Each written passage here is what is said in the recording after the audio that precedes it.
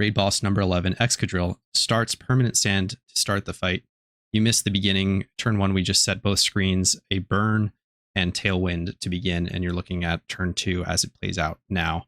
I'm using a Zapdos with Heat Wave, Reflect, Tailwind, and Roost, just as something that is Earthquake immune. Having an Earthquake immunity is really, really good against the Stab. Earthquake. Levitate does not work as it has Mold Breaker, and I think it also has Sand Rush as well, somehow both. It's very, very speedy. Unclear how fast or how it's working so fast. I haven't quite figured it all out yet, but this is an extremely challenging fight for a lot of reasons. We'll get into it. I'll lead off by saying the two most important things to note are Gliscors are the best.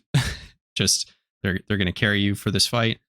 Second is there is a stat wipe around 60% that applies only to the Pokemon on the field we figured out. So once the Pokemon that are in when the stat wipe occurs can no longer use setup moves. If you switch them out and bring them back in, or new Pokemon enter the field, they can use those they can use stat boosting moves. So that's really, really important to play around. We're doing a lot of trying to figure out what's going on here. Talk about a second really important supporting Pokemon.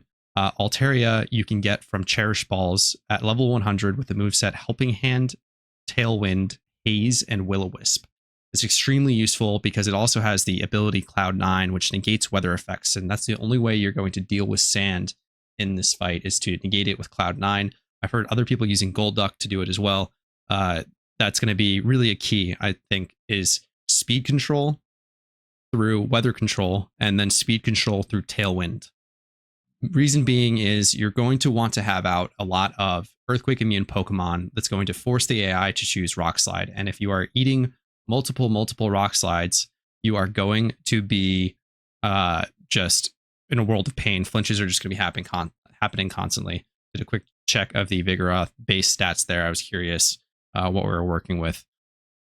The things to consider for setting Tailwind are you can bring Pokemon that have it. You can throw it on Gliscor. You can put it on Pokemon that have Prankster. I led with a Prankster Whimsicott to get Tailwind off. That's one of my throwaway Tailwind Pokemon.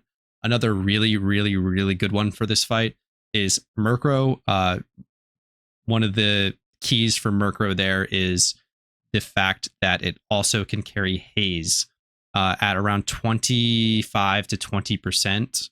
Excadril will use Swords Dance, and at that point, if you are not outspeeding, even if you are outspeeding, it's vital that you get that down. You could also run something like Screech on Gliscor, but dealing with that last +2 at the very end while you're still trying to maintain Reflect and Burn is going to make things almost impossible to finish off the fight. That last Swords Dance is really kind of a run killer.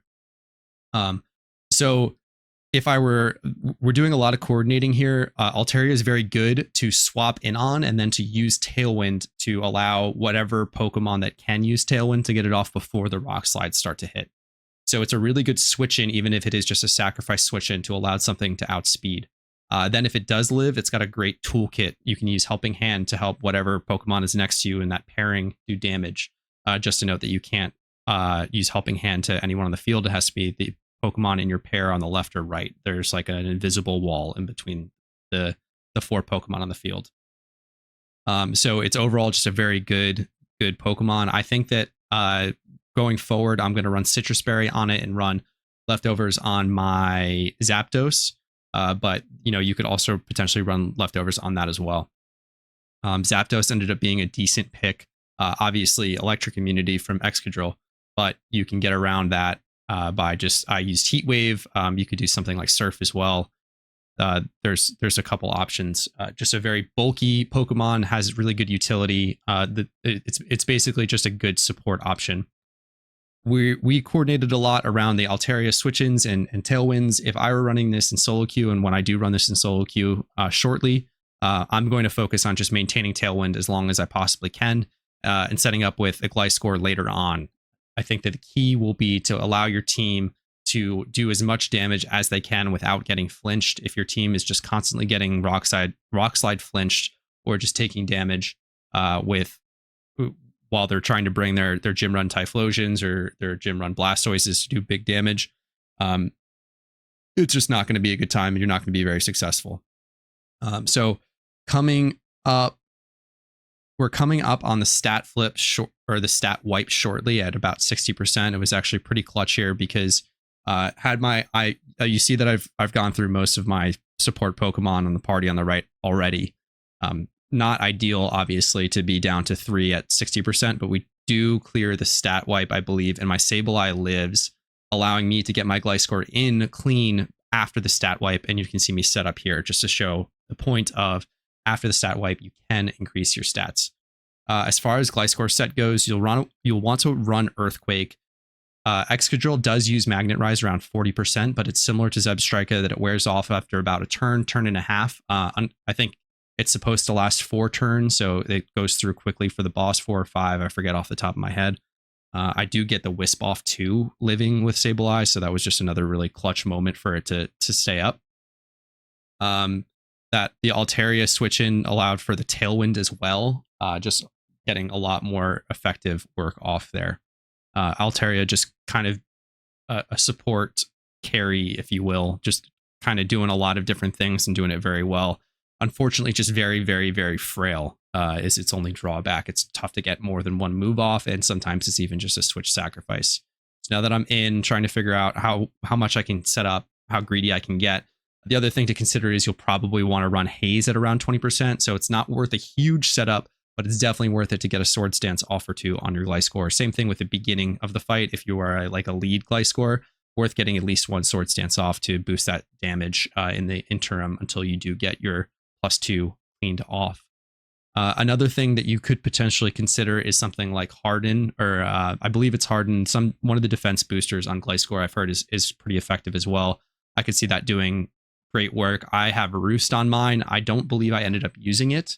It doesn't feel you definitely can run Roost and it can work very well. So I think that if you just got off 1 Harden or 2, the Toxic Orb tick will feel like enough to kind of keep you topped off. I am running an HP defensive EV trained Impish Gliscor, probably. I think it's like 3 times 30, something along those lines. So that full set is EQ, Swords Dance, Roost, and Tailwind. Running Tailwind on the Gliscor might be very big for solo queue. It came in very big. You'll see in a little bit. This fight gets very, very, very close down to the wire, and Tailwind keeping you ahead of those rock slides becomes more important than ever. What I would have liked to have done a little bit better, I wasted my Murkrow a little bit early just to kind of burn a turn to get through, I think, to the next Wisp cycle. It would be really, really nice to save the Murkrow for late, just to get it in to Haze or Screech potentially, and my Screech missed. So that's another thing to consider if you are running Screech. If I handpicked a team, we'd end up probably with 4 Gliscors across the board and Screech, so that we could run one of them running Screech, maybe one of them running Knockoff to get whatever Excadril is carrying, one of them running Tailwind, keep Tailwind up, and to stay ahead of the Excadril and the Rockside flinches. So there's a lot of stuff that you can do for that 4th move for Gliscor. And we have, I believe we're down to 3 soon, but my Gliscor is at +4. You can see there we've got only a few turns of Reflect left. We've got Yaz kind of swapping, doing the stalling that I tried to do in the beginning, though much less effectively, to get that burn off, stalling for that burn, keeping Alpha Sableye, I believe, up after this one. We've got the swap into the Garchomp for some big Earthquake damage with a Tailwind behind it next turn. And yeah, so we are down to 3. We should hard swap back to Melodic to buy 1 more turn. That's something that you can do, is think about sacrifice switches. If you need to burn 1 more turn, I think we have Reflect coming down after this next turn, so it's worth losing the Melodic just to get Sableye in for 1 more turn to get that Reflect. Lots of crazy stuff you can do to stall. Really pay attention to those timers, how many turns of Tailwind you have remaining. Reflect falls off. We have the clutch Reflect coming up right here. This is definitely one of the keys to the fight. Now, something to consider here is the Altaria is in. It's got the Cloud9 proc. I have Tailwind on my Gliscor, but Tailwind's up for one more turn. So what we're trying to do right now is figure out when we should haze, when we should Tailwind, and what happens if we lose the +4 on my Gliscor. We decided that we have enough remaining in the bank. Stat changes eliminated. I lose the +4. Luckily, that Earthquake went off before the haze. Another thing to consider, the Altaria thankfully lives. That Sableye clutches it out and survives that extra attack to leave the Altaria alive to hopefully get the Tailwind off. At least so we thought. I don't really fully understand the speed tiers, but we do eat the Rock Slide. So I thought that Tailwind was going off for sure. I'm not exactly sure why it didn't. The Altaria faints, and then we lose the Cloud9, and it gets the rest of the Rock Slides off. So now we're staring down Excadril at 10%, trying to figure out what the play is. It was either spam EQ. I decide that if I get one move off, it's going to have better value to get the Tailwind to get us ahead of the Rock Slide flinches. We have one flinch. I think we had 2 flinches. And I somehow, through like 3 Rock Slides, don't get flinched, get the Tailwind off. We do get the Earthquake off as well. And this is pretty much as close as it comes. We're now 6%, I want to say. No stat boost, trying to get EQs off ahead of Rock Slides. One Rock Slide does hit us, and we get more flinches. Just kind of the story of the fight. A lot of it's going to come down to RNG flinch. Whatever, if you get flinched, that could be the end of it. And then finally, with just 2% or less left, I want to say it was like 1.5%, we're able to get the EQ off and clutch out the W. So you can see how valuable Gliscor really is. Hardened set, probably very good. There are definitely some other options. If you're just fishing for things in your box, heavy hitters like Typhlosion and Blastoise can be worth the slot just to chunk that thing down. Really need to think about timing the haze, timing your tailwinds. Speed control is so important. Can't stress that enough. Haze the Swords Dance. Those are the keys to the fight. Good luck out there. If you're solo queuing, best of luck. I'm joining you in the trenches shortly. So have a good one. Good luck with this fight.